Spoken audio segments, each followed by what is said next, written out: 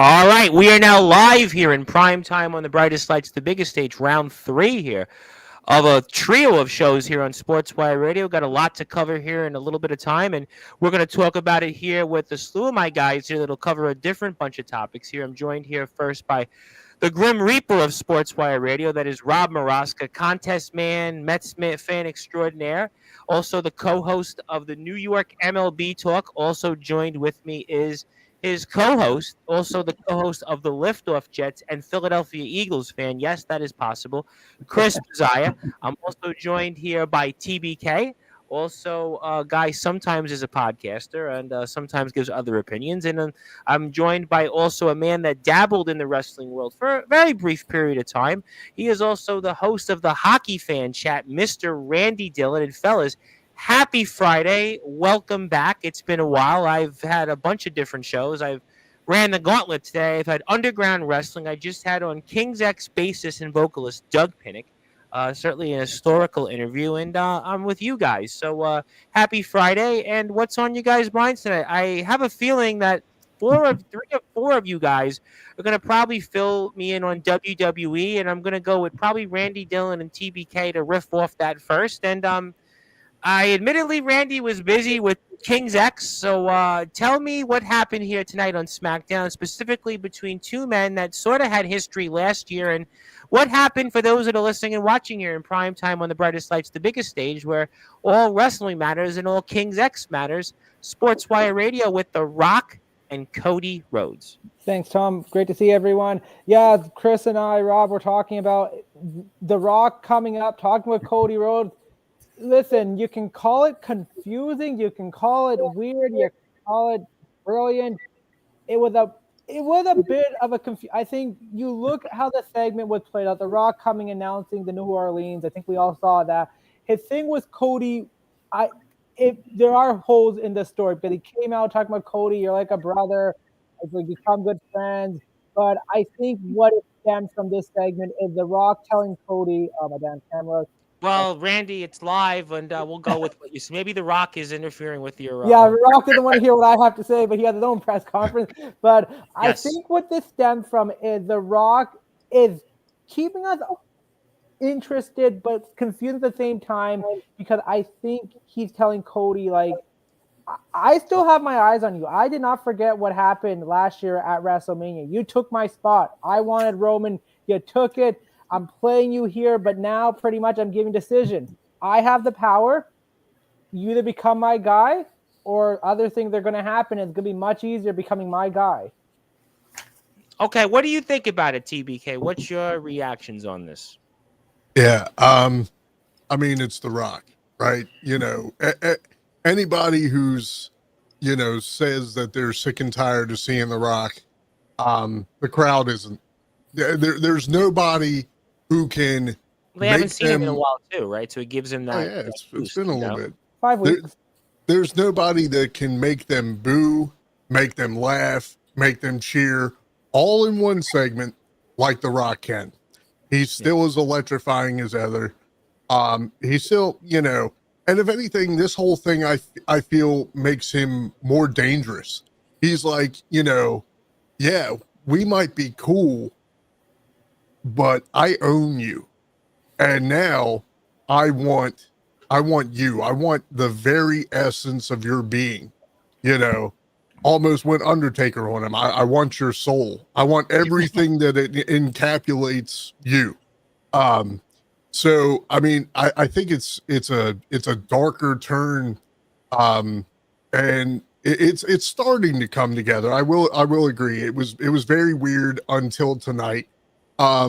You know, they're slow burning this like crazy, but you know, I mean, he still made good to the crowd. You know, somebody dropped their phone and you know, the people's phone landed on the people's floor, and the people's champ gave it back to the people's fan. So, you know, he still did his thing. He's still The Rock. I'm very interested to see how this goes. And like I said, anybody who wants him to go away, the crowd certainly doesn't. He's still killing it. So what was strange about it, Randy? I hear you I use the think word. the thing What's was strange about this? how he started off telling Cody, "Listen, I respect. We become friends. Our mom to become friend with that just weird." Like, well, considering last year that was the total opposite. Yeah, last year he hated Mama Rhodes, and now he's like, "Oh, Mama Rhodes is coming over for Thanksgiving dinner, and we're having turkey." But besides the point, I think it just started off a little bit weird in the sense he's praising Cody, he's happy Cody's around, thing. Listen, I respect you, but then it just took that weird turn where I think later on, once things hopefully get going, it makes more sense. Where The Rock's still pissed about what Cody did last year, and this is the way he's gonna get back at him, saying, "Listen, you either be my guy or not." It reminds me kind of 2005 with Shawn Michaels and that guy named Vince McMahon, where he told Shawn Michaels, "I want you to be the guy you were in '97 with Brett. Otherwise, I'm the segment, right?" And you sort of got a little bit of that later on with the Hogan storyline, but. So what does this lead? What for the casual fan? What is this leading to? What WrestleMania? We're in Mania season, Chambers next week, right? So we've got a little bit of extra time because we're going to We're going to New Orleans or Vegas this year. We're going to Vegas. We're going to Vegas. We still have some time. Definitely. We're going to Vegas, right? So we got Vegas on the 20th. Of April. So that means we've got 8 weeks, basically 8 more weeks. So where is this leading to this then? I don't know. There's so much speculation. Again, what I tweeted earlier, don't believe the internet nation and the marks. They don't know what they're talking about. Only believe a few. But Dave Meltzer might be listening to Tony Khan. That's a different conversation. But I think The Rock's going to have something to do with WrestleMania. I don't believe he's going to be in the ring. But I think he's going to play a factor, whether he's going to be around the Cody Rhodes, whoever he won the Chamber, John Cena. Could there be controversy? CM Punk and both John Cena get in? We'll see. I feel it's going to have to do something definitely with Cena, because someone said, how does Cena get a spot? Did he make a deal with The Rock? But Cena's not turning heel. I don't think at this point, farewell, why are you going to get him to turn heel in the last second? But definitely, I think there could be something going on there. But we're going to get to Cena, right, having a chance at another crack at the title, though. This is where I struggle with a little bit. I know this is Cena's last WrestleMania, but I feel he hasn't done enough to earn a championship to be in that spot. Like, he hasn't won a match. He has no momentum. Well, he almost won the Rumble. You're going off that. He's almost, he's going. Almost, yeah. Almost. Santino Marella almost won. Fans, right? Santino Marella almost won the Rumble. Well, like we're sports fans, right? And, the Buffalo Bills or the almost team, right? And people want to see them win the big one, or the San Francisco 49ers. And Cena, even though he's won the big one, he's also trying to make the comeback. In boxing, if they do it right, there was a fighter, George Foreman, who famously was gone for about 10 years. Rob Maraska probably, was there front row in Africa watching him fight Muhammad Ali. And he came, he was gone for a long period of time and worked his way back up like an a la John Cena and won the heavyweight championship. He stunned the world and shocked Michael Moore, and he beat him and, with one punch. And maybe, if they're smart, they'll work off that storyline or work Cena in a way where, even though he hasn't won a match, like a George Foreman hadn't fought in almost 10 years, but John Cena hasn't won a match in 7 years almost. But maybe that story writes itself where he could have one last run and break the record. Yeah, I just wish if they were going down that record, hype it up more. I know Cena's filming a movie either way, but still hype it up. Do some video packages, highlight some of his wins, highlight some of his past Chambers wins. Like, get him involved. The one problem I'm having right now with this year's WrestleMania, there's no selling point to get us kind of excited for it. Last year, they don't have to now. They're their own brand. They don't have to. But you look at years past. You look at last year. It was Cody in The Rock Roman. The year before, Cody was the story of the title reign. The year before that, the return of Stone Cold Steve Austin possibly in the match. They still need a selling point to get fans excited. Like, I know they're kind of their own entity, but you still have to keep people engage enough, and they're not doing it. No, like I think Jey Uso's great, but I don't think him and I want to give TBK a shot because He's I not only a got main so much event guy, time with right? it. I I don't got to think get Jey to Uso- the sports, but what do you want to say, TBK? I'm gonna give you the floor. So here's the thing, and it just hit me while we were sitting here talking. This, I think, if you can follow me on this, Randy, I think this was the spark. This was the spark to get people talking. The Rock basically told Cody, if you want to keep what you have, you got to make a deal with the devil here, you know? And we have been talking for a while now that there's been speculation, there's been rumor, there's been talks, little hints that Cody still has that dog in him, that heel turn. And we said if he was going to turn heel, it had to be monumental. Imagine if he turns heel at WrestleMania. There's your moment. Well, speaking of moments, the Tribal Cheese is up here at 4:18 in the Yo. morning. Who was here a couple weeks ago? He says hello. What's I know up, he's man? got his own opinions on wrestling. Zilla is here, and she wants to say hello. And Mr. Tribal Cheese, if you get a chance, since you meet celebrities, we had our own celebrity here, which you should get a chance to listen to. King's X frontman Doug Pinnick, who only played Woodstock. But all right, so The Rock and Cody, it's going to lead to something, but is it what everybody wants? Or will they get this right? Because you say that, okay, well, maybe, Cena's not here. They're not building this WrestleMania up, but they got the Netflix deal. They got all this money coming in. I mean, so what else?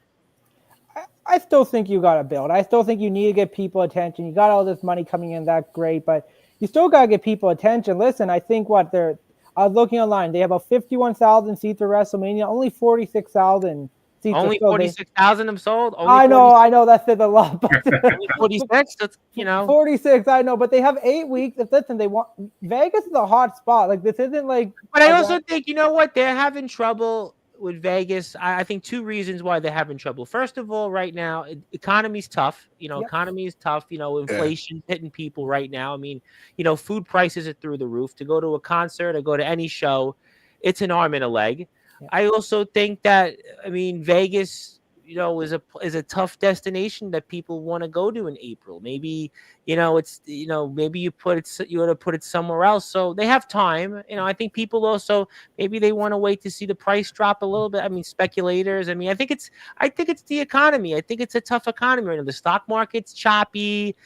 Food prices are up. Think about it. So it was only sold 46. Listen, only sold 46,000. Yeah, all right, but I think there's reasons that are out of anybody's control right now. Yeah, no, that makes sense. But definitely, I still would like a little bit more build and interest. I just feel. Now, I know last year's WrestleMania season, we had a treat.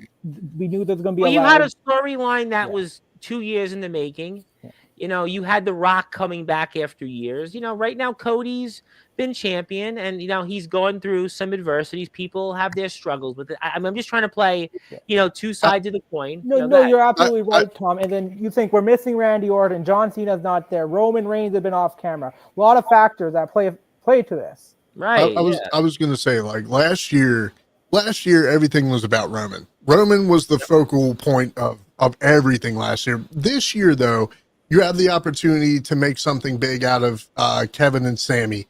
You have something big to make out of Cody and The Rock. I think they have all these opportunities.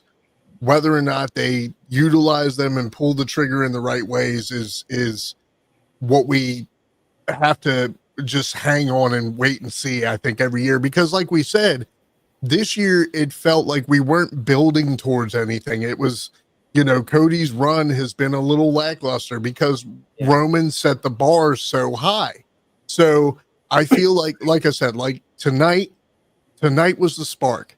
It's not a coincidence, and you can't tell me otherwise, that The Rock is making an appearance with the Chamber, a week away. In Toronto, out of all places as well. Let's point that out. And you're right in the middle of WrestleMania season. It was on purpose. Yeah, I think that obviously some of this stuff will sort itself out. And listen, again, I'll go to the other sports. I know Rob's got to talk about the Mets, and we're gonna get to the Mets. I want to hear about But the Blue Jays. What the heck's we're going gonna on hear there? about that. I know we're gonna talk about it, but I mean, Cody's had something. I see Zilla's here that we talk about it in underground and backyard wrestling, even where the champion who was the chaser has to make the adjustment of being Yeah. a champion, and Cody's, struggled with that. Look, the Ultimate Warrior, right? Look at for that those older guys here, right? The Ultimate Warrior was chasing Hulk Hogan, wins the title, and if you look back in the history books, his title run, wasn't that memorable. I mean, you look at even Stone Cold Steve Austin at times, people loved him more as a chaser. Yes, he became a great champion, but, there is Daniel Bryan was another example of a chaser that had to make the adjustment. And his runs as champion, certainly when he chased the last time he won the title, was to be desirable. So sometimes there is that adjustment that a wrestler has to make in the eyes of the fans of going from being somebody that's a chaser to win the title. Look at The Undertaker, right? It took The Undertaker years to get a true full title run. Yes, he beat Yeah. Hogan early on, but he held it for a cup of coffee and didn't get it back for years later. So sometimes, that's an adjustment. It's an adjustment, and especially in an internet wrestling community that, can be less forgiving. So maybe Cody struggled with that, and maybe this could be the spark that gives his run a boost and maybe keeps it past WrestleMania. I don't know. Could be. I mean, like, you can't deny the fact that there is electricity between The Rock and Cody. It's not Rock versus Roman. We have beat that horse to friggin' death. We wanted to see that match, but the fact of the matter is the WWE, their crowds, they will let you know if they don't like something. They'll let you know. Like anything else. Anything yeah, else. People will tell you what they wanted. Yeah, absolutely. It's kind of The electricity. I'm sorry, Chris. Go ahead. That's right. I was going to say during that segment, it didn't seem like the crowd was into it because they were kind of like, "What is he talking about?" Right? Well, yeah. It's because, like I said, like Randy was saying, yes, this whole thing has been confusing. Like, there was such animosity and vitriol between The Rock and Cody, and now all of a sudden they're friends and they're backstage drinking tequila together and hugging, and our moms love each other, and who the fuck, but now, like I said, it's like I said, The Rock feels more dangerous because he's like, we might be cool, but I own you, bro. And it's like, oh man, that's a crazy position to be in.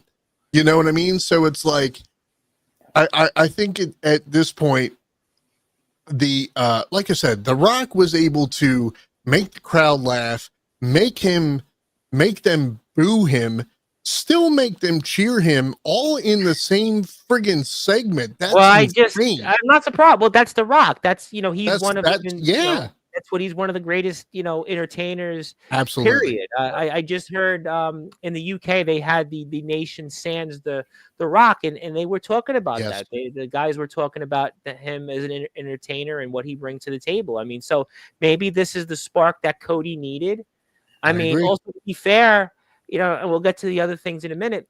I mean, Cody's opponents, people were waiting for him to have a big feud with somebody. Yes. You think about it, with all due respect to Kevin Owens and AJ Styles and names like that. Solo, it didn't. Solo Sikoa, they're not the same as The Rock. I mean, people are waiting for Cody. And again, it's kind of similar to me like Warrior. I mean, if you look at Warrior going back, yes, he had the moment, people were waiting for Hogan and Warrior, and then he got the title and his list of opponents. You look back, it wasn't that great. And sometimes, you get stuck with the hand that you dealt.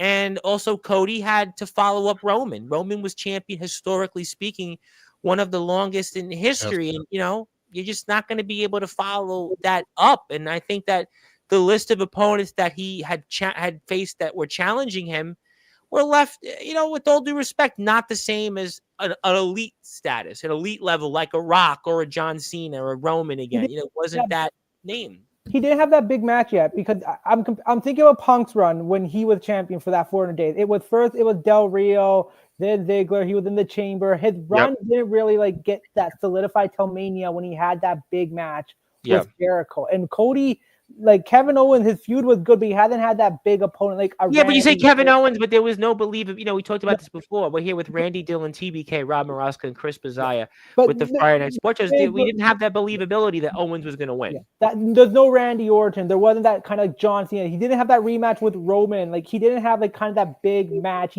player where he needed to face to get that opportunity. Yeah, I think. Look, you know, you're dealt. Like I said, you're dealt with the hand that you have, and you know whether you like it or not. You know, you had to make chicken salad out of chicken fill in the blanks. And I'm not saying Cody's run was, you know, was the worst, but again, I think that it's certainly not as desirable as, you know, some of the other runs. And again, he had to follow up Roman. I think that's a very difficult hand. That again, what was he expected to do in that sense? So I mean, so that's. You know, that's that. I mean, I'm definitely want to come back to some of that. You know, speaking of things that I thought was interesting, I wanted to get your guys' take on it because you probably all followed it in some form or another. Is this, you know, all talk about the all-star games in sports. You know, the NFL has a Pro Bowl. I don't even know what you call it at this point. Certainly the NBA has an all-star game, but it's almost a total mockery of what an all-star game is. I'm not so much going to ask you about that. Then the NHL had this Four Nations tournament, and it was kind of interesting because it was almost like a real competition. And I think sports fans seem to be abuzz about it, even if you're not a hockey fan in general, considering right now sports, even Major League Baseball's all-star game, which was a little better last year, but still there's a problem with sports in general, it seems to be, with all-star games. And the NHL seems like they got a rare shot in the arm and a rare W for sports. And why was this Four Nations successful then, whereas the other sports with all-star games have struggled? Why do you guys think the Four Nations was so successful this past? Do you know how successful it was? It was so. How? That they announced that there was 9.3 million viewers last night. Okay, wow, that's the most. Hockey even draw 9.3 million in America until that. Yeah, the whole year. 2010 Olympics.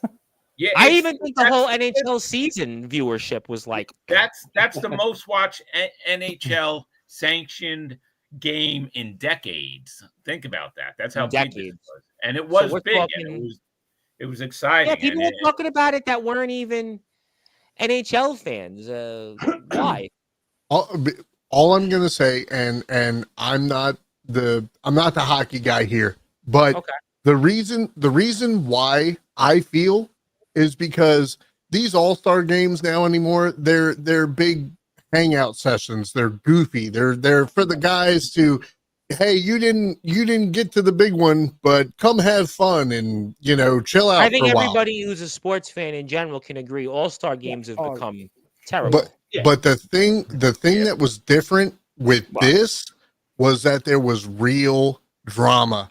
The fact that it came down to the USA and Canada, and in that first game there was 3 fights within the first minute. Yeah. Goodness gracious! Sounds like Sportzwire this past week. You stole my thunder there. I'm sorry.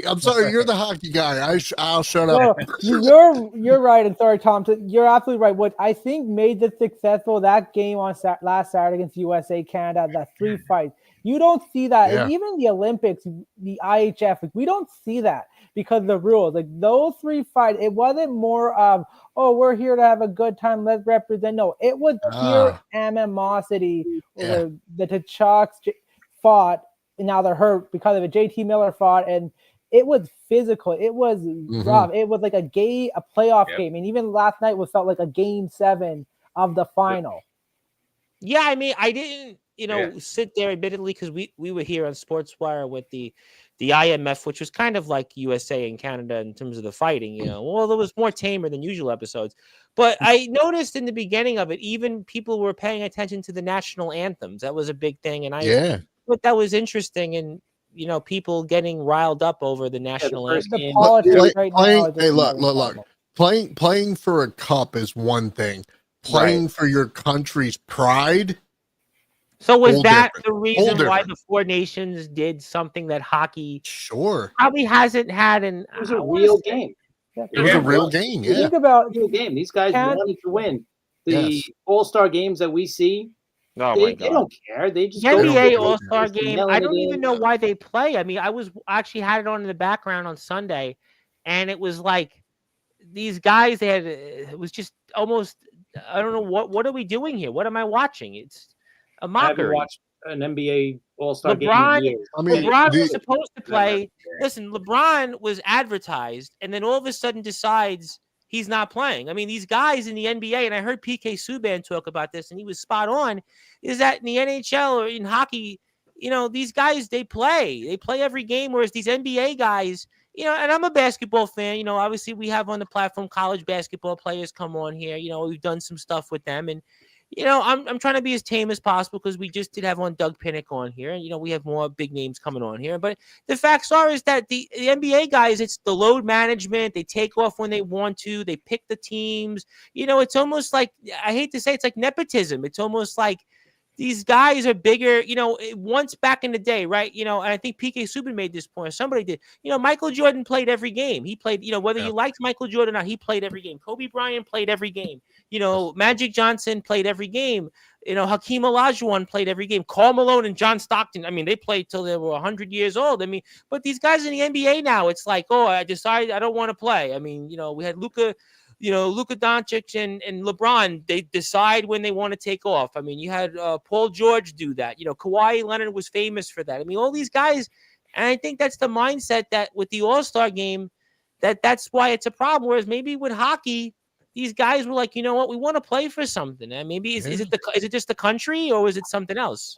Absolutely. The thing with the country as well, the last big game between Canada and USA was 2010 in Vancouver. A long time ago. They played in the World Cup 2016. It wasn't really a great game, but that's kind of the last time we saw Canada, USA. This is a fresh new crop. USA, I think Chris Kreider on that team last night was the only person who probably participated in the 2014 Olympics. Crosby, Doughty are the only two participate from the 2014 Olympics as well. So you have a brand new crop of players. McDavid, though, was on 2016's team. No, that weird Team North America thing in the World Cup, like it was goofy. I do remember that. But what is hockey? If you're a sports fan, right? You had this historic tournament, right? These 2 weeks, it shot interest up, but the NHL going into this really. They were lackluster in terms of interest. We've talked about this here in prior shows. So some of you are hockey fans, some of you aren't. But it sounds like most of you watched it. So what do they need to do to continue the interest? And will we see this again, or what's the story? I think you got to try it again. Like I don't know if they're going to. I know they're talking about the World Cup maybe in a few years. I think next year you have the Olympics. You have to win an Olympics. So I think you won't have an All-Star game for a while. So I think maybe 2 years.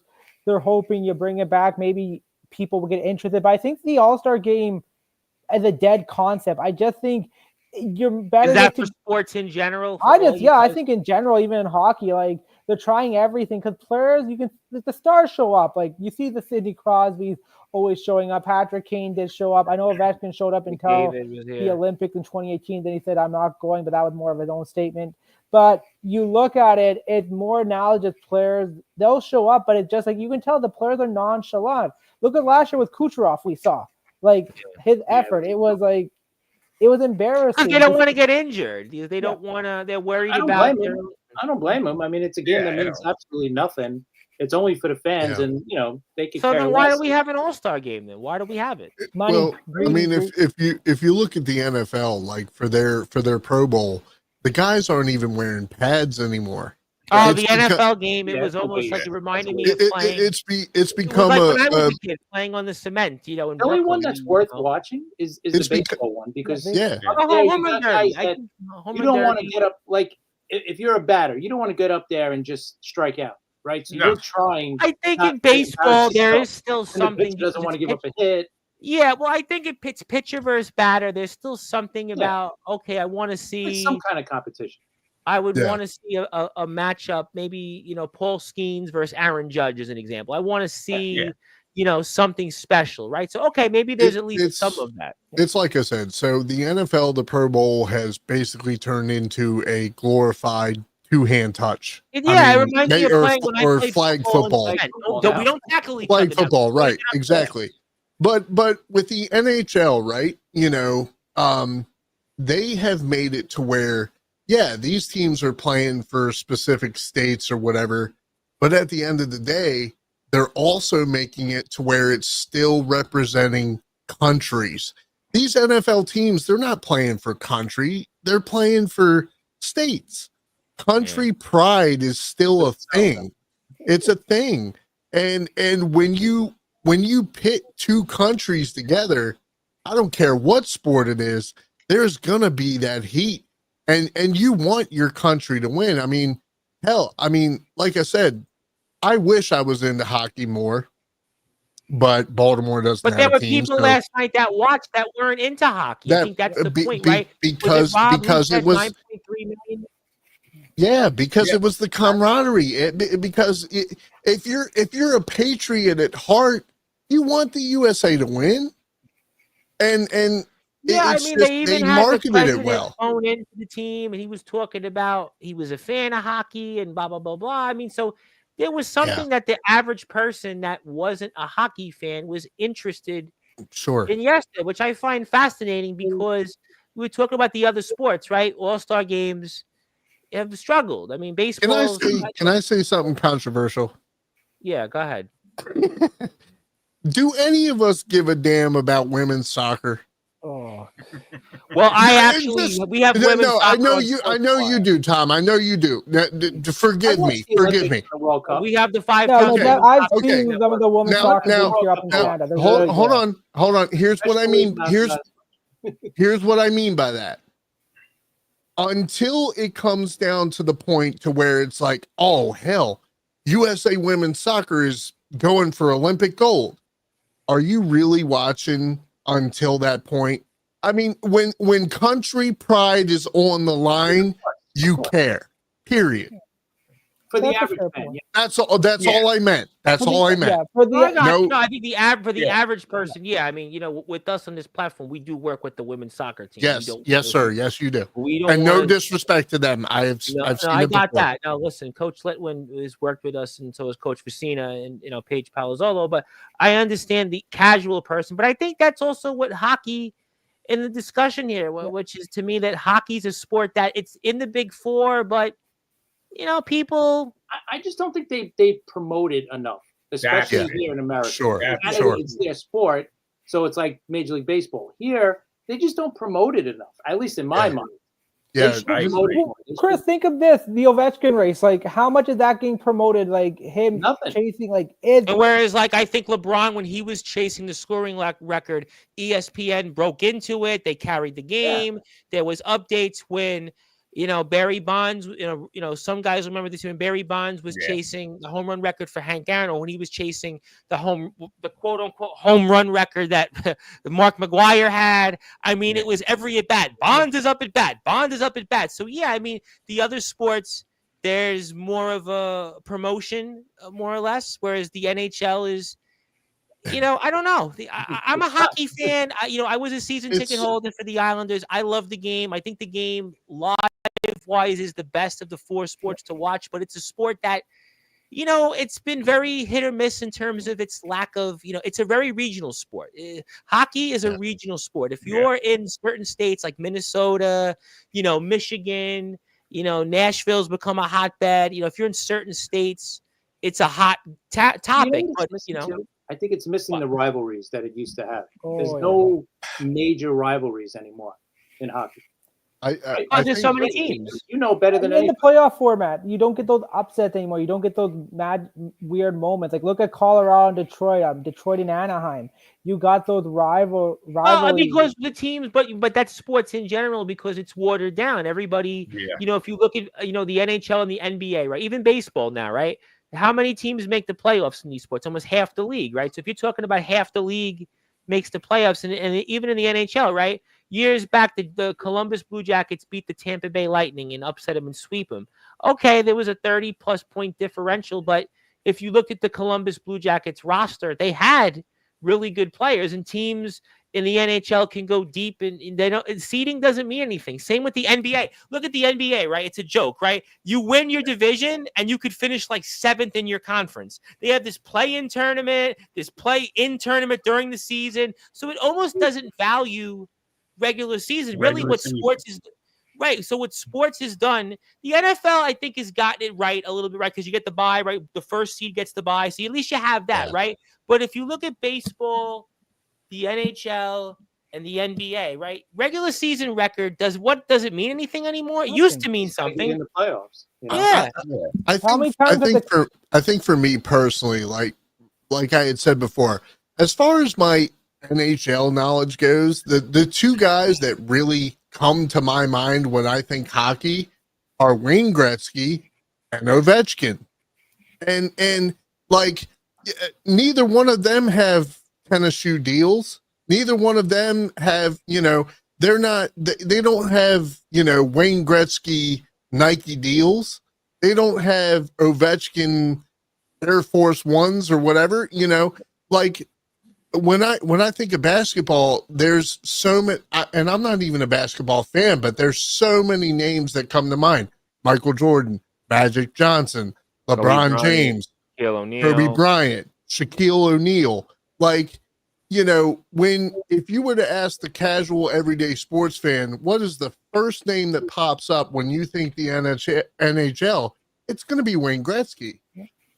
Like I don't feel like the NHL has really highlighted their players, their stars. NBA has always been a sport that knows how to market itself. That goes back, to we know more about Nathan McKinnon than probably Colorado does, or Pittsburgh probably knows a lot about Crosby because they had Lemieux. And a regional sport, but that goes to the point that in certain places, Pittsburgh, Colorado. I'll say Colorado because they had Sackett, but you look. Let's go down to a place like San Jose. How much they know about Cirelli, and how much, or even Chicago, maybe a little bit different. But Chicago's they've been down for a few years. Yeah, Chicago, or even Anaheim. Trevor Zegras. Look at how much hype he had. Well, how about the biggest example was the team that left Arizona, right? Yep, the problem that they had there, right? What they did there, yeah. Carolina had problems for years up until recently. Now it's a market, but I think that's the NHL's problem. Is it's a game that it struggles because of the regional aspect. So this Four Nations thing, do you guys all think it'll continue this momentum, or they're going to lose it right away? I think they'll continue it for the first little bit of the season, but then it's going to slow down. I agree. I think tomorrow you're going to see a lot of interest in hockey, especially with the playoff race.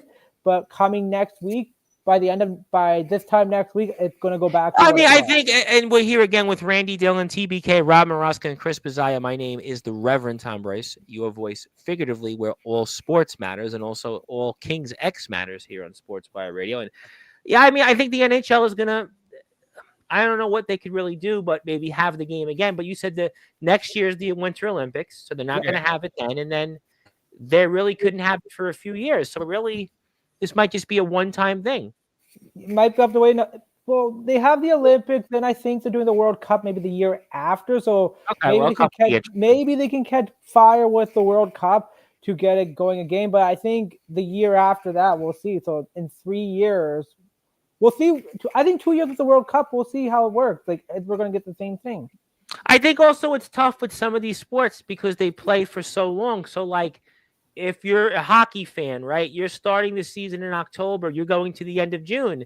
You don't care about hockey until now. You don't care, if your team's in it, like, okay, you were following it. But if your team, doesn't really matter and you're not going to watch anymore. If your team's in it, this is a huge shot in the arm. I mean, we're looking at locally here, like the Islanders are 4 points out of a playoff spot. That, they're going to be, interest in them. I'm sure the Devils have, struggled a bit lately, but they're in a playoff spot. So, like, for them, those fans are going to be interested in it. Obviously the Islanders had Brock Nelson in the game, and, the Rangers you mentioned with Kreider. But I mean, I think it also, the NHL has become a sport that and I think sports suffers with this in general, is that you're talking about almost year round. I mean, the NBA plays from the middle of October to the end of June. The NHL plays until the end of June, right? Baseball. I know I got two rabid diehard baseball guys here, but baseball, goes. It's a whole year event. By the time baseball ends, it's November. It's like. But you know what? The shortest league is the NFL, and that never stops all year round because the offseason. Yeah, but the NFL though is only 5 months, so it's almost like I have to glue myself to the TV, and I have to watch it, right? With the NHL and Major League, let's go with the NHL and Major League Baseball, for example. There's games every day, so if I miss it, okay, it's not like my life depends on it. Whereas football, I know, right? I got Sunday the whole day. Every game means something. I got a Monday game. Yeah. And I got now a Thursday game, and then I got these little goofy gimmicks, but it's mostly. But and football's starting to push it too, because now they're going to go to an 18th game eventually, in the matter of a couple of years. Well, now they're talking about more opting out of TV deals. Now these sports. I would have kept it at 16 games. It was great. Every game meant something. If you lost 3 in a row, you know what? Your season almost was over. Yeah, but once they went to 17, you knew eventually the door was going to go to 18. You knew. Yeah, of course. I said it. Yeah, I called it too. Yeah, it's about money. Listen, I'll give you an example. Sorry, Chris. I'll give you an example of the NHL. So the Washington Capitals, there's so much talk about them because of Ovechkin record, but a number of years ago, they were. How many times this team won a President's Trophy? Like 3, 4 times. People were waiting to say, okay, what they're going to do in the playoff. I think the same thing can be said about the Toronto Maple Leafs. All the talk is they won 1 playoff series. The Rangers may be a little bit different, but last year the talk was, can they win? But this year I know they're struggling right now and they need to make the playoff. But last year, President Trophy, all the talk was, for the last 3 years you made the conference finals and you didn't get over the hurdle. You have to. NFL is like Chris says, like you could win a few weeks, but you lose 3 weeks in a row, you're in trouble. Like it can change so quickly. Well, I think that's what the NFL does well, is that you're only talking about 17 games, right? So you're talking about in the playoffs in Canada, we're talking about 21 games if your team plays that far, 20 games. So it's like, I know I gotta watch those games. Whereas Major League Baseball, and I know I got diehards here. I know Rob's gonna know every Met game, every inning, every out. From the first Met game ever back when Tumbleweed. He's gonna know it, and I love that. And I'm a sports fan, so I get it. Listen, I'm here on Sportswire, and I gotta know every backyard underground wrestler. I got that, but it's 162 games. I'm not gonna watch physically. Though my brother Sean 1 year watched every Yankee game. He literally, that's what I do. I do too. Yes, I'm watching every game, but here's the difference too. With football, you got to think about it too.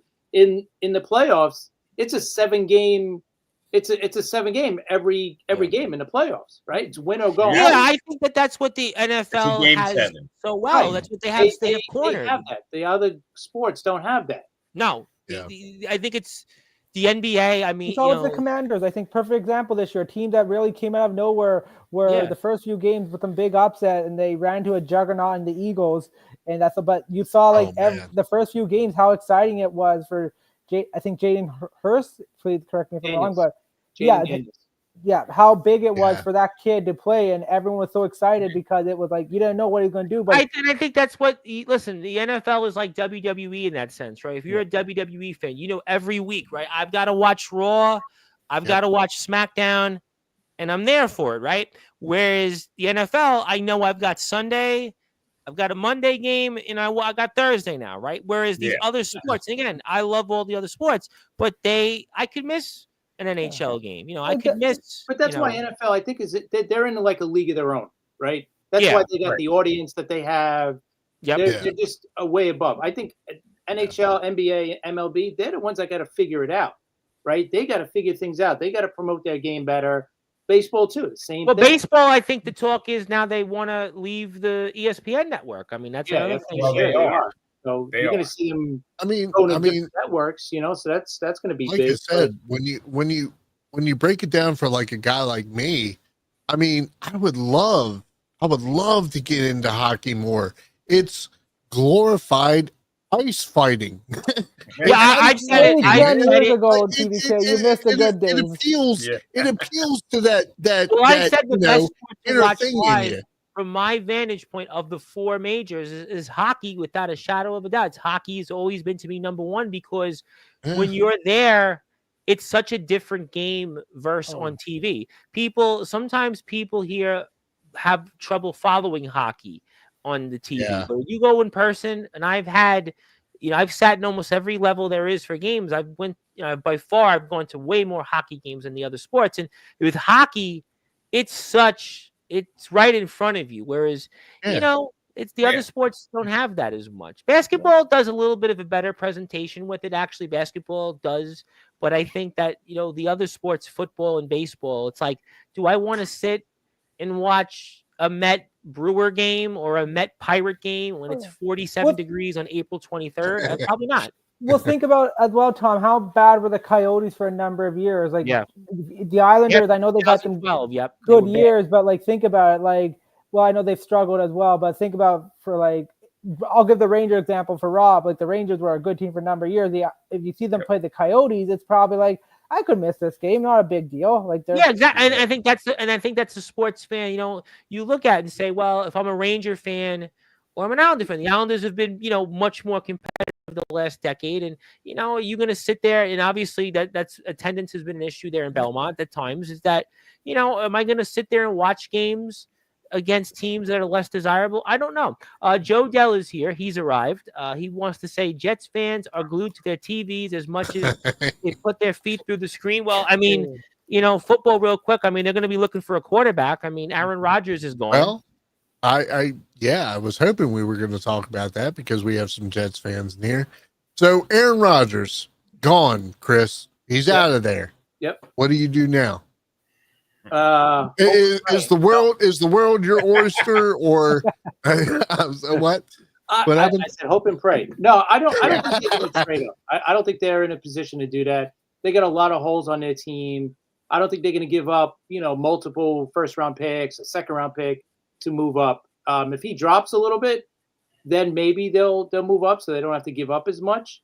But I think for now, I think they're going to probably sign a veteran. Maybe they'll take a shot with Justin Fields. We've been hearing that name a lot. Maybe they'll take a chance with him, and either they'll draft someone this year, later on in the first round or second round, or they'll wait till next year. So do you think the Steelers stick with Russell Wilson? Well, obviously not. Yeah, I don't know. It doesn't look that way. Maybe they get maybe they're going to get Aaron Rodgers. Oh. I don't know. Well, that's good so for you think me. Aaron Rodgers? You don't know, man. You just is Aaron Rodgers? You don't know. In 2025, will he be an NFL quarterback and an NFL starting quarterback? I don't know. I don't know what? A team might not want to take a chance with Aaron Rodgers. I wouldn't. 22? I wouldn't. No, I absolutely wouldn't. Not at this point.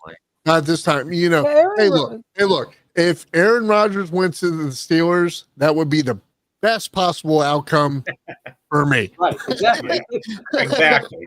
But could you make the case, though, that if you looked on paper, his statistics really weren't bad last year? If you looked without watching every game, right? I'm not saying that he had the greatest season. That's a better way to say it. But without watching every game. If you looked at his body of work and you looked at it and said, wow, that was a good season statistically. So what gives? Except for the wins and losses, it was 5-12. But statistically speaking, his season wasn't. I feel like the Steelers have done wrong by Justin Fields. Right. Straight up. And I could care less about the Steelers, but in hindsight, they have absolutely done wrong by Justin Fields. Russell Wilson was a name. He was a name when he came to the Pittsburgh Steelers. Justin Fields could have been their guy, but they chose to go with the name over the dude who could have. He was a Super Bowl winner, and the body of work would say he's a name. I want to go and give him a shot. And Justin Fields, look, Aaron Rodgers was good at one point. Well, and then he was Rodgers kind of near the end of his career. I was gonna say the same thing. Rodgers is 10 years older than Russell Wilson. You gotta go. Looking at, Aaron Rodgers playing. What about the Cleveland Browns? Does he want to go to a team just to start, or what about a team like the Patriots? Even with the irony of that, the Patriots is would that be a landing spot for him?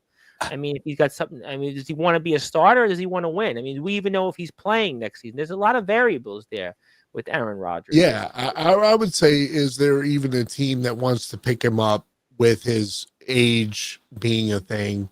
I don't know. Yeah, I don't know. I mean, obviously, like teams that would be looking for a quarterback, right? New England would be looking for a quarterback. Yeah. Cleveland, Yes, probably looking for a quarterback. Is he want Drake May?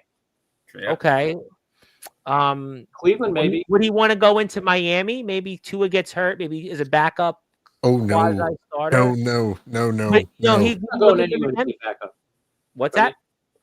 Aaron Rodgers is going nowhere to be a backup.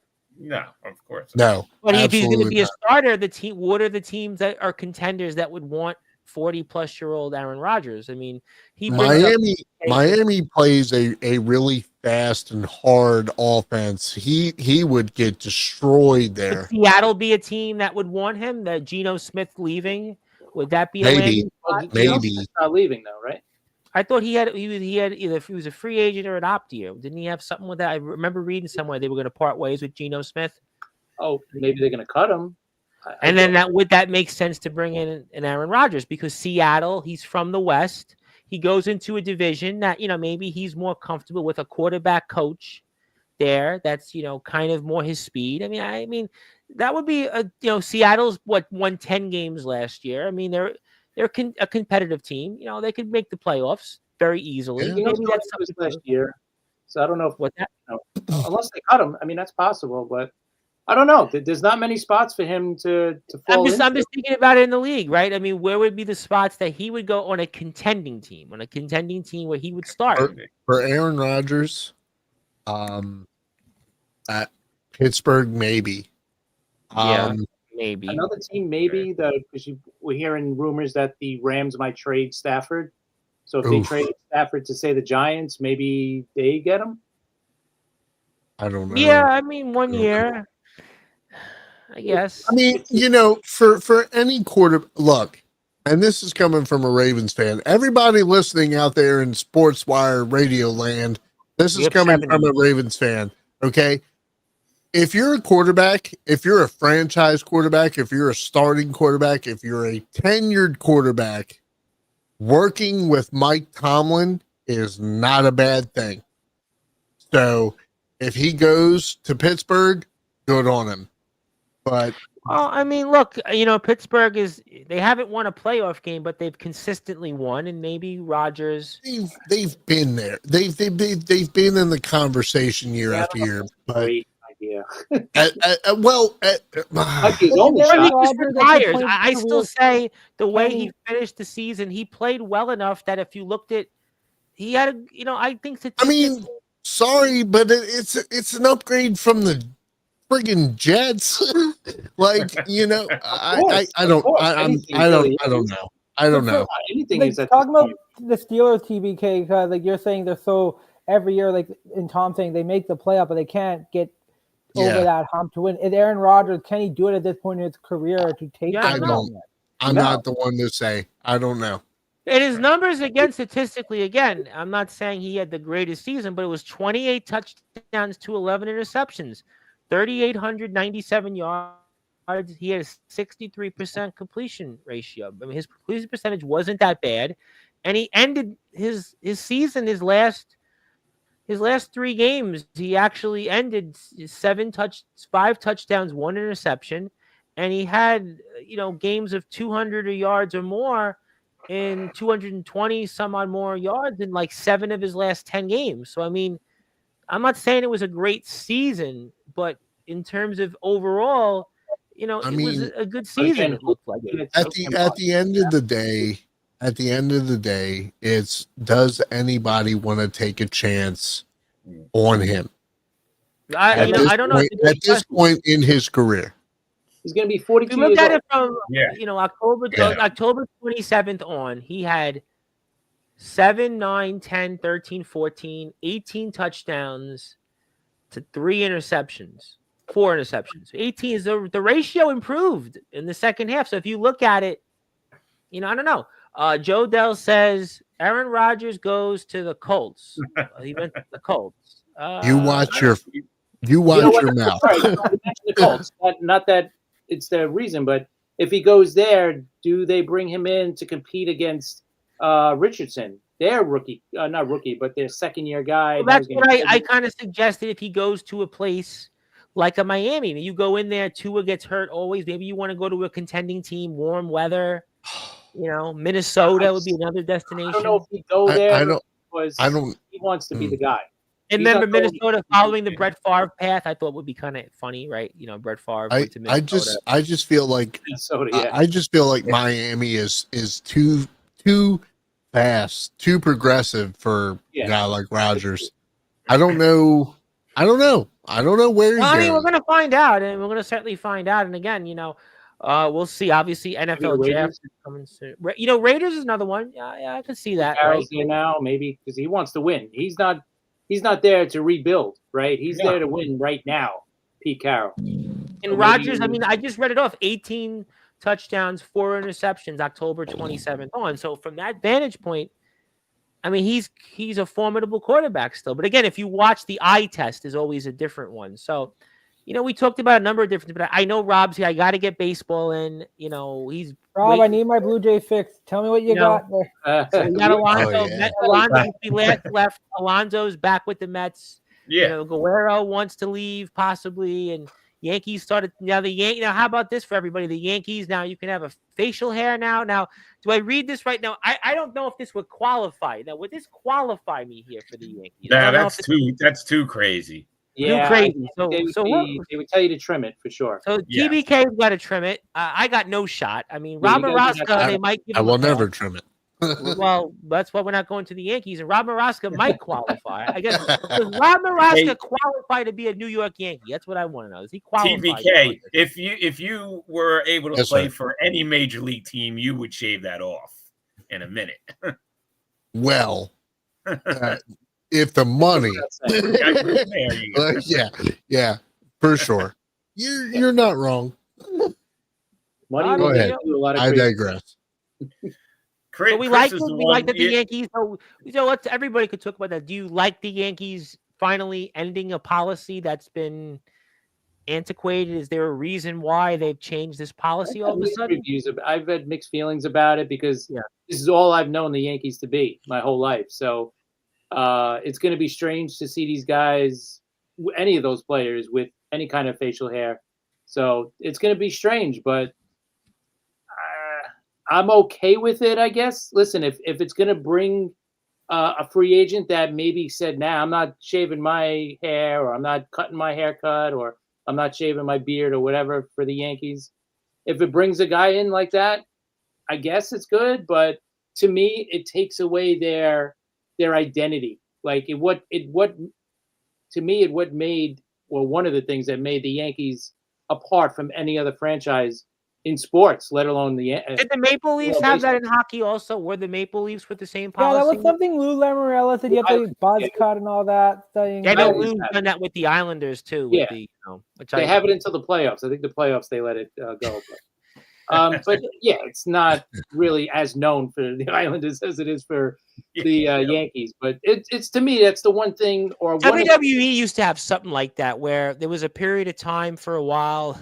Vince had a lot of interesting ideas, but some of the wrestling guys remember this. There was a period of time that wrestlers, when they were traveling, keep in mind they were traveling hundreds of miles in the rental cars even, had to be like in a suit and tie, which I thought was the stupidest thing. So you're telling me that you're going to want to drive 800 miles, whatever it is, to some town, and you're going to have to be in a suit and tie, and they did that. It was a period. They did it for a while. I don't think they have the policy anymore, but I don't know. I feel like it's 2025.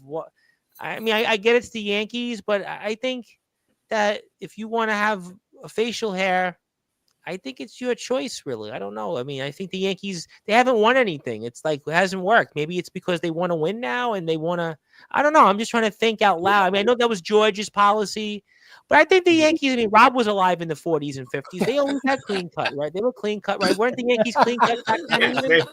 They were always clean cut. No, they weren't, actually. They weren't? Okay, they weren't. Rob. Babe Ruth. Well, not in 19... Babe Ruth never had a beard, did he? Well, I guess society. I guess to be fair, let me rephrase it. Society was a lot different back in the 40s and 50s. Okay, but in the 60s, right? Did the Yankees? Were they clean cut in the 60s and the 70s? That'd be my question. Who cares? When CBS owned them, and when CBS owned the Yankees and they were really bad, I remember like sideburns and stuff. Yeah, Munson had facial hair. Yeah, yes, you're right. Yeah, until George. Then when George came up with that, they all shaved. And like me and Chris were talking about this today on the show. Which I have the show. We're going to play it tomorrow. That's why I brought that in. Yeah, and you know, Chris, I understand how Chris feels, you know, Yankee tradition, but you know, that's Steinbrenner started that.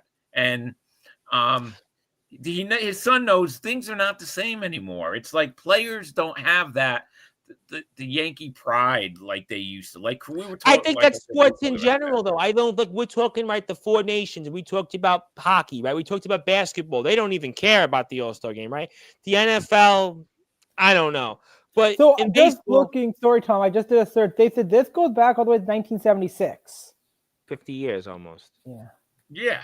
And then yeah, go ahead. Yeah, I remember too. Even the fans, like the younger fans, like people my age or older, you know, would want the facial hair policy to stick, but the younger fans, they don't care. I always thought it was stupid, though. I gotta say this. I know Joe Dell's got a comment. I always thought it was stupid when Yankees would sign certain guys. Like I think it was Garrett Cole had long hair, he cut it. Jason Giambi, I remember famously had like, you know, a long hair and facial hair. Johnny Damon. Johnny Damon, you know, right? I mean, but he tried to keep it to a certain length for a period of time. I always thought it was like, but he had facial hair. Yeah, Randy Johnson was another one. I always thought it was goofy that these players, right? They came to the Yankees and all of a sudden they had to cut the hair or cut the facial hair. I don't know. I just thought it's a sport team. A lot of businesses do have this. Yeah. Yes. I worked for I worked for Wendy's and I couldn't have a freaking goatee. They made me clean shave. Okay, but here's the thing, right? If I'm putting up record numbers for your freaking club, do you really give a shit whether or not I have a beard? Come on, man. Yeah, I mean, there were some things, you know, I think that, you know, businesses have a certain way. I mean, I remember working at Wallbaum's here in Manor Road, and they made me cut my hair, and I did. And then I was like, well, I'm going to quit the job. And then I worked in politics, but I still do. But now I'm in a point where, you know, I hate to say I'm a sort of public figure, so they have to put up with it now. But I also have a lot more experience and savvy. But I remember being in like politics. You know, I showed the photo here with, you know, me and Barry. You know, Rob will remember I didn't have facial hair. I pushed my hair back. Now, you know, we just had Doug Pinnick on and 2 WWE wrestlers. At this point, you're stuck with the way I look. But, you know, yeah, I mean, I understand there's businesses and jobs that they, you know, they want to feel that they have a certain style. And Joe Dell has a comment on which I thought was funny. The Simpsons even made that light of that rule with Mr. Burns telling Don Mattingly to keep shaving his sideburns. And Dawn had it shaved up to a mohawk. Who was Dawn? Who was Dawn? You probably meant to say Don. Oh, okay. Yeah. All right. Well, yeah. Well, I have to say something about that. And another thing me and Chris were talking about today on the show, Don Mattingly was suspended for a game because he sat out a game because he would not cut his hair. He wanted to, I guess, make a statement. Well, I think it's 2025, right? But I think, so sorry, Tom, like I'm thinking, like I know like the hair trim and all that. Like I remember Don Cherry saying this in Coach's Corner. Like he always make fun of the NBA, think the hockey players, they dress nice, they come in suits and ties. And I guess it's somewhat of an image, like you're a professional, you want to look right. Like obviously you don't want to look like a caveman coming out of the Ice Age. But you still want, because your camera's on, you want to look properly groomed. But I guess it depends, like if it fits you, like if you can make it work and look professional, I guess there shouldn't be a problem with, but it's just strange. Yeah, I don't know. I just think it's 2025. I think people have their own style. I mean, I understand, you know, but I just think that you should be you. I always, you know, we get all these people that come on. You know, we had Rhino, Savio Vega, you know, Doug Pinnick today, you know, and even some of the pro wrestlers come on. And I always ask them the question. I say, what advice would you give to people? And they say, be yourself. Don't conform and, you know, do it the way you want to do it. And I think that should be the lesson for anybody. And I think the Yankees, and again, I know they're the Yankees, it's the Yankee way. And Notre Dame, I think of Notre Dame that way, the Canadians and the NHL up until, the last 20 years or so. There's certain teams that have that, but I just think that individuals, they're not playing for the uniform. I mean, they're playing for the paycheck. And I think really this is a move that the Yankees are doing because they want to sign and attract people to come to play for their team. If you're asking me, I think that's a part of it as well, which no one's really touched upon. Also, oh, you're right. I mean, yeah, go ahead. It's a Rob Moroska Virgin. Yeah, go ahead. But you got it. Go ahead. No. Read it. Yeah. I'm sorry. It's about Rob Moroska. Rob Moroska's virgin ears go back to when people were offended by the line and Gone with the Wind, Frankie Scarlett, etc. They don't know what you're talking about, Joe. Joe is another one. Go ahead, TBK. You got it. Go ahead. You got the floor. No, but the Yankees and the Dodgers have always been known for, spending the money, going out there and getting the players that they want. But at the end of the day, I mean, it's, the attractiveness of playing for these teams, these storybook teams, like, as I said right now, anybody in baseball at this very moment is going to be super attracted to being on the same team as Shohei Ohtani. Okay? That is why the Dodgers have gone out and made all these crazy purchases and gotten all these guys because they want to play with Ohtani. Derrick Henry, to bring it back to me, has gone on record on a podcast recently to say that he wants to retire a Baltimore Raven. The guy's only been with the team for 1 year. He was a Titan for what? How many years was he with the Titans? Oh, wow. 6-7 years, maybe? 6-7 years? Right. But the reason he wants to retire a Raven is because he got the opportunity to play with Lamar Jackson. I mean, your franchise, you're winning. You want to go where you think you're best suited. I think that's, obviously the Yankees have to, figure it out and what they want. And, just for the baseball guys, before I get to some closing thoughts here. I mean, so we're happy with the offseason with the Met and Yankees. I'm sure you guys are going to talk about it on the show here today, which we'll play. It's actually today now, our time. We're good with the offseason, or I know Bobby on his podcast. I know about the Blue Jays. Do they have a chance? Do they look good or not? Or well, to say it nicely, I don't think they have a chance in that division. They're probably fourth best, right? They're not better than Boston, Baltimore, or the Yankees. The whole thing with Vladdy. We were talking about it today. Listen, if you're not going to sign him, and obviously they can't sign him now until the offseason, and I don't think they're going to sign him because now you're going to have other teams involved. And they never win big free agents. Higher. Yeah. You know what? You got to trade him. And, now they're probably going to wait till the trade deadline, but I wouldn't. Yeah.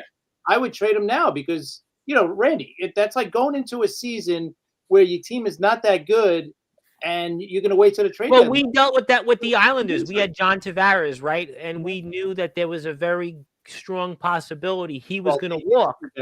They screwed that up. Right, and that's the situation the Blue Jays are in. We had John Tavares, and a little different because they thought they were going to sign him, right? Yeah, but we didn't. But he was a free agent, and we really weren't. We were sort of in the goofy wild card race, but the team was fading, and we really should have at that moment we should have traded him. They were still in the race, so it's hard. But I guess what Chris is saying, there's so many teams kind of ahead of them, to even get into contention. Does it make more sense to should you trade Vladdy at this point to be listen, the odds are slim to none, even just to make it. Where I think the Islanders, they were in the thick of it all year. Where the Blue Jays, they might be out of it pretty quick. But I think we weren't a Stanley Cup team. No, we weren't really now. Right. Chris made a good point to me today. And maybe they should trade him now because they're really taking a chance and a risk. anybody could get hurt. So what happens if they say, all right, let's wait until the trade deadline, see what we could get? And well, maybe they're trying to sell tickets that they in their mind, they want to sell tickets. But if they, I got a cat on the keyboard. You can bring the cat in. You'll probably get 4 viewers. Go ahead. And if he gets hurt, they're in trouble. So who knows? So Chris, I sort of agree with Chris. Maybe they should try to get someone now, make a deal. Maybe they think the market will be, I guess, better for them in July. I don't know. Maybe it will be. They can win. Listen, they've gambled before, right? They had David Price. They acquired him. They made the playoffs with him. They weren't signing him. I mean, I don't know. I mean, this might sound way out of the way, and I'm sorry if it does, but try to follow me here. Okay. The Blue Jays just got Anthony Santander, our home run leader for the year. To me, Vlad is the Derrick Henry of the MLB. Could you imagine if Baltimore traded for Vladimir Guerrero? If he became the Derrick Henry of the Baltimore Orioles? It's possible. But they have the prospects to make the move. I would if I'm Baltimore. I would. I would too. I would absolutely. Can't hold on to prospects forever, But I think that Toronto, like you said, they just signed Santander, so they're going to try to win. They want to. Yeah. They're obviously with the wild card again. Going back to the goofy baseball wild card scenario, they're going to feel that we want to start the season winning. But I think most people would agree that they haven't been able to land a real. I know Santander, they signed without the big fish, and they're not going to re-sign him. He's going to walk, and that team's going to be stuck. And what do they do there? But I just, again, it just goes back to me with the Islanders, with Tavares. We were going into the season. We thought we were going to be in the playoffs, maybe. We had some success recently, but he really wasn't coming back to the team. He really wasn't.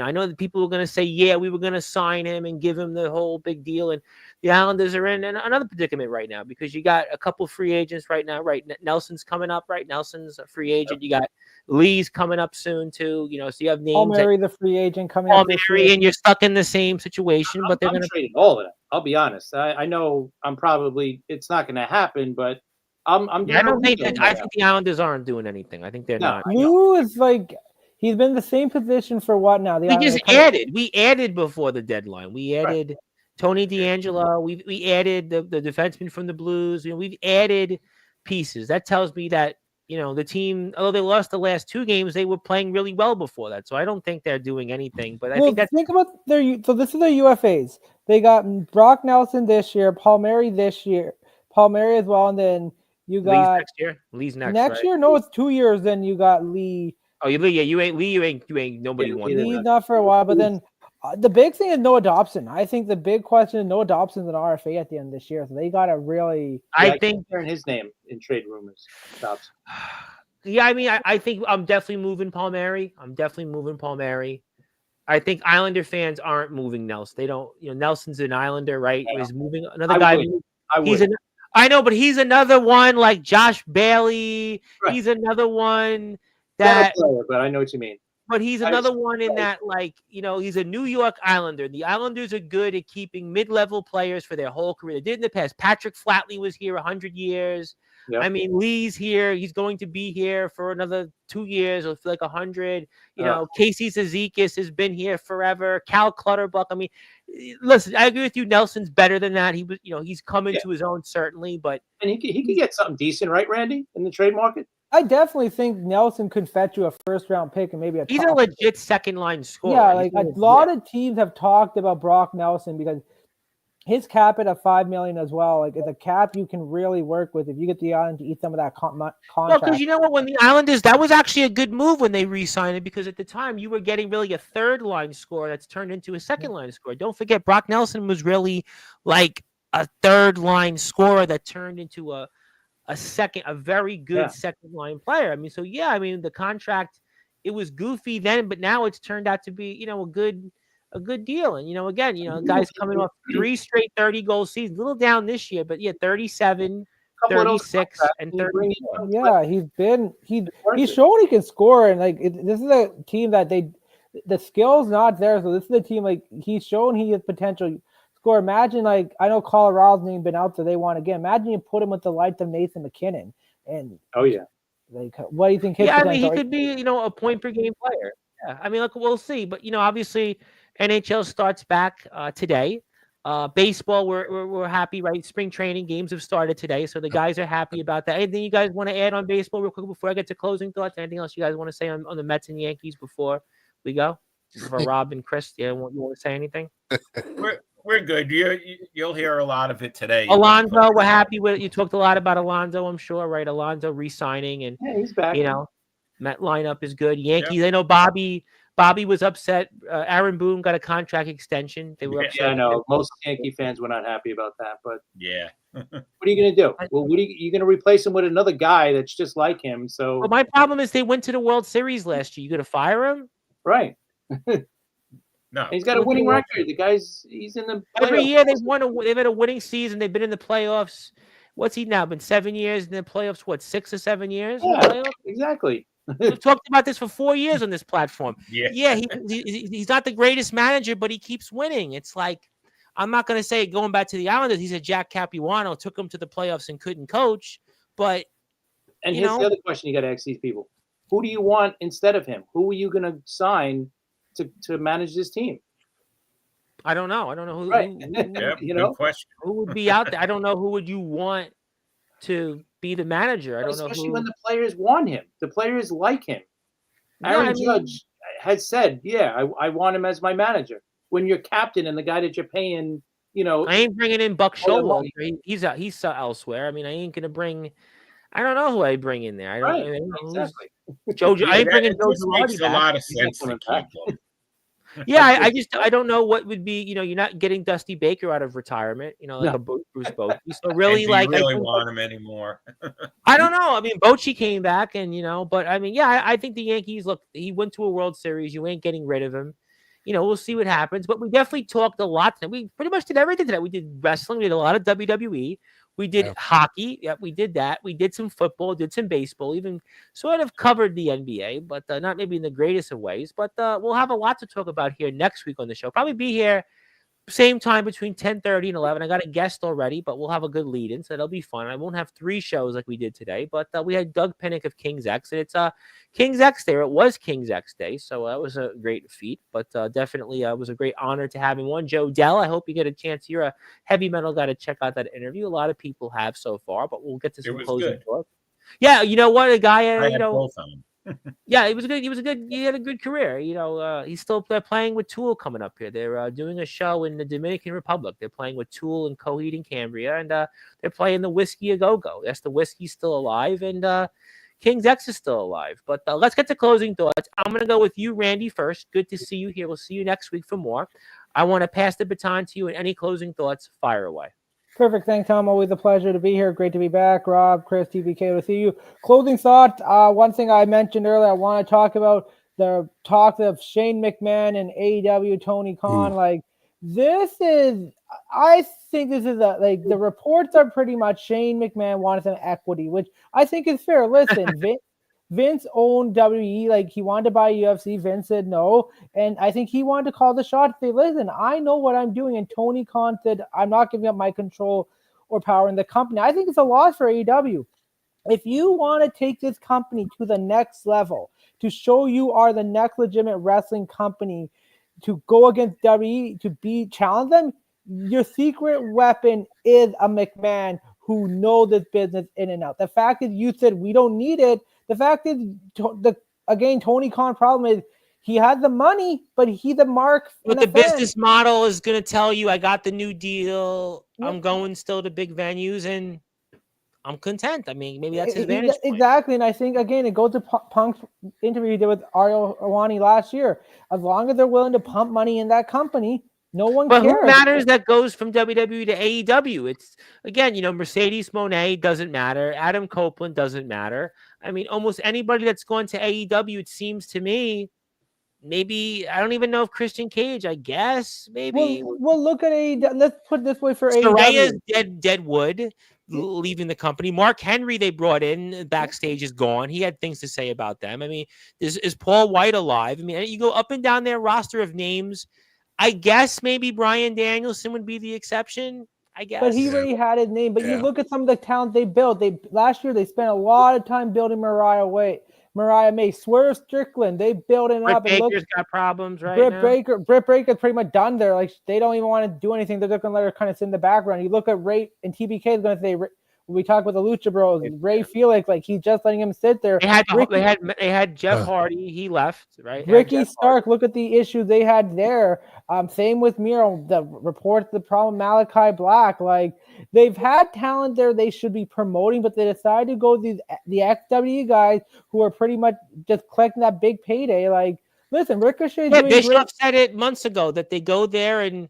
They don't have to work many dates and they get a fortune. It's like the old WCW days, ironically. Look at Ricochet, like coming out of nowhere and like coming AEW. All of a sudden, he's putting Swerve Strickland, a guy that worked his butt off to the bottom. Toni Storm, listen, she carried the women's division, but I don't think she should have won the title back that quickly. I think give Mariah more time to pass out to someone else. You look at Lashley, Benjamin, MVP. They get the tag titles all of a sudden. They weren't even worth anything in WWE. Adam Copeland gone for 9 months. And listen, this whole feud with the Death Riders and John Moxley's. And I was watching AEW. I was watching the last two shows. They had the Australian show, and I watched Wednesday. And I don't know, man. I think they're killing MJF.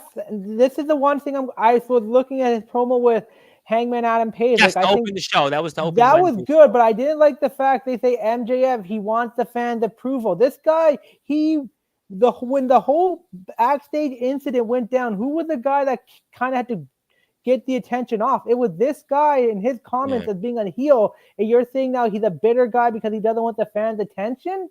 He's never been about the fan. That's been his gimmick. For 5 years. The last little while since Will Ospreay, it's pretty much been he want to be accepted by the fans. Since with Adam Cole, it just they don't know what they're doing with a lot of these people, and it's unfortunate because they're so good talent. It's really I have to say I've had my moments of AEW, but they'll have to figure it out. I mean, ultimately, we'll talk about it, I'm sure, some of it next week. Last thing I'm going to mention, I know I'm going to talk there with the NHL start tomorrow. Alexander Ovechkin, 18 goals. I think it's 27 or 28 games. It's going to be tight if he can beat Gretzky's record. He's at 2 I'm going to say it again. He's going to end up like where Hank Aaron ended up toward the. He has one more year after this. I'm going to say this. Right, and that's what I think. Not this year, Hank Aaron, like a home run or 2 home runs away from Babe Ruth or something like that. And he'll be like 6 goals away or 5 goals away, and then, we have to wait till next year. But anyways, I'm hockey fans. I know it's talking. Unfortunately, by guess we had some communication problem. I'm going to try to get either. I'm going to have my Michael Herbert, who's an Edmonton Oilers fan. We've had him on the show a couple of times. Or John, who we had last year, to talk about the Washington Capitals. Maybe I'll get him back on the show because listen, both these teams very interesting. What's going to happen with the? And the last thing I'll say on Ovechkin, if he would not have missed those like 3 weeks, 4 weeks, he probably would break. I think we would be talking about this point. When 11 goals away. Close. He was on a tear. I think he had 5 goals before that injury, 5 goals in 3 games. He would have been, I think we would talk, but we'll see. You know what? You still, it's Ovechkin, but we'll have to see. And follow Randy on Instagram at Randy Dillon. And we'll see you next week. TBK, I'm going with you next. You got the floor. Anything else you want to plug, share, say, take it away while I put your Instagram up. Yes, sir. Always good to be on with you guys, man. Thanks for having me as always. I mean, we're in the thick of it. We are in WrestleMania season. This is if WWE wanted to do anything that would completely 100% establish themselves as the dominant force, like I said, I think you pull the trigger on making Cody Rhodes a heel. That would send shockwaves through the wrestling space, because Cody is the baby kissing, autograph signing, fan hugging type of guy right now. You pull the trigger on a serious Cody Rhodes heel turn, you bury everybody else out there. I'm so excited to see, where they go. Malachi Black, I'm pretty sure he's going to be coming in within the next month. There's so many people who are realizing that at the end of the day, you don't mess with the machine. It doesn't matter who's in charge of it. It could be Vince or Paul. You can't beat it. And at this point, I'm at the edge of my seat, and I really want to believe in the WWE. The only part that I struggle with, and Randy, maybe you can agree with me, is that when Triple H says, hey, get ready for the big surprise, hang on. It's like, are you sure? Is there a big surprise? Because we haven't seen it yet. But this is prime time. This is the moment where you want to pull that trigger. And if you don't, could it hurt your credibility? Yeah, it absolutely could. But there's nothing till this day, except for maybe, the Super Bowl, the World Series, that is touching WrestleMania. If you want to be the next Vince McMahon, or even if you don't want to be the next Vince McMahon, if you want to be the first Paul Levesque, make something big happen this year.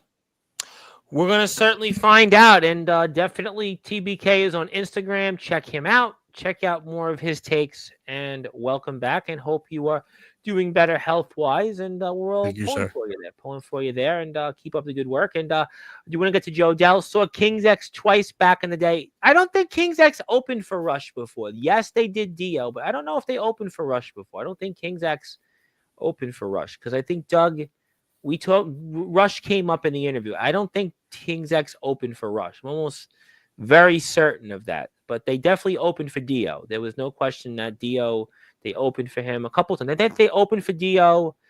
I think when Dio was touring for, wasn't Strange Highways. It was like one of his last albums. It wasn't Man on the Moon, but it was one of them. Maybe it was Killing Machines or something like that. But King's X definitely opened for Dio. I don't think they opened for Rush. But thank you for that. Chris, I'm going to pass the baton to you. Any closing thoughts? You have the floor. And we'll look forward to the New York MLB talk as well here coming up on sportswireradio.org. Thank you, Tom. Guys, great show as always. Just looking forward to watching some spring training baseball the next few weeks. Oh, we need it with the weather-wise, at least. Yeah. Hopefully it warms up here. I'm kind of cold. I think. Yeah, I'm like every day. I'm like, please give us warm weather. I pray. Yeah. Well, it's supposed to, I think, warm up Sunday, Monday, right? So yes, we'll get there eventually. We'll get into the 40s, right? We'll get there slowly. Once baseball starts going, we're getting towards. I always go by April 15th. That's my moment where I'm okay. We can put the winter coat away. For now, we'll still have to deal with it. Get into like St. Patrick's Day, right? Is usually like that. Yeah. All right. Enough of this winter crap. We're done. Kinda. I'll give you that. Yeah, exactly. But anyway, that's about it. Just looking forward to that. Just waiting for baseball season to start, not just spring training, but definitely opening day in a little over a month. So. Well, we'll see. Great stuff. Rob, I'm going to pass the baton to you. And yes, thank you, Joe. And yes, I was checking. It was King's X and Dio in 2002, which I thought I remember hearing that. But Rob, I will pass the baton to you and give you some closing thoughts while I put up your X, and the floor may be yours now. Yeah, great show, guys, as usual. I feel the same way. I'm glad spring training start. Looking forward to the games, and I can't wait for opening day. I just want to make a quick mention about the show, our show, NY MLB Talk. And TBK's got to go. So TBK, I'll see you next week. I know you got to run. Okay. Yeah, guys. Thank you for that, guys. Yeah, we're gonna have Ernest Dove as a guest coming up, so we're looking forward to talking baseball with Ernest Dove. Oh, excellent! Yes, Ernest. About time. Ernest comes on to the onto the show. It's been about time. That's a good one for you. Ernest is going to tell you all about the minor leagues and the Mets and everything else. So that'll be a fun one. And you can catch Rob R. Marasco on X, New York MLB Talk on X as well. So definitely excited about that. And we'll see what happens. But very fun show, ran the gauntlet. Thank you for everybody that tuned in here. Busy day on Sportswire. Stefan Havoc. We had the Sportswire gang, Randy Dillon, TBK, Rob Maraska, and Chris Bazai. And, of course, the man, the myth, the legend himself on King's X Day, Mr. Doug Pinnick himself. And excited to see what that'll bring for the platform. But until then, my name is the Reverend Tom Bryce, your voice figuratively and literally, where all sports matters, all wrestling matters, and all King's X matters here. So, fellas, thank you so much. Thank you, everybody, for tuning in. If you have a chance, like, follow, and subscribe to us on YouTube. Check us out on Facebook and Instagram. And we'll see everybody here next week with the regular guys. I'll be here tonight, 9 o'clock Eastern time with Hunter from CPF Warzone. Who knows there? But until then, good morning, good afternoon, good evening, wherever you are on the number one global radio station that is Sportswire Radio, where all sports matters, all King's X matters, and all wrestling matters. I'll see everybody later. Have a great